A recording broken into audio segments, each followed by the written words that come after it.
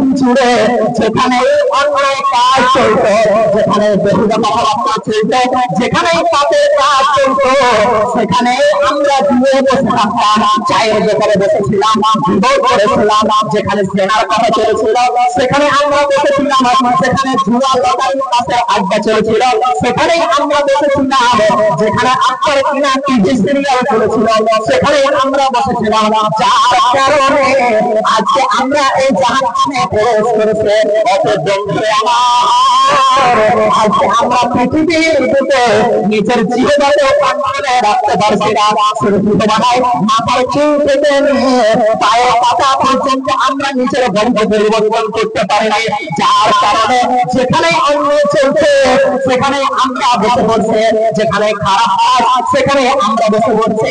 আজকে মুসলমানের ছেলেরা দেখো, আজকে জলসা মাহফিলের তাদের ভালো লাগবে না, জলসা মাহফিল তাদের পছন্দ নেই। মেলা যেখানে বসেছে, জলসাতে কেন্দ্র করে যেখানে মেলা বসেছে সেখানে গিয়ে তারা লাইন দিয়েছে, মেয়ের পেছনে দৌড়ে দৌড়ে করে বেড়াচ্ছে, তারা যেখানে মেয়ে ঘোরাঘুরি করছে কুকুরের মতো করে তারা তাদের পেছনে ঘোরাঘুরি করে ঘুরে বেড়াচ্ছে। মুসলমান বাজাতে মুসলমানের ছেলে মেয়েরা আজকে যদি তোমরা এই করে ঘুরে বেড়াও তাহলে তোমাদের উপরে আল্লাহর গজব আসবে না তো কার উপরে আসবে?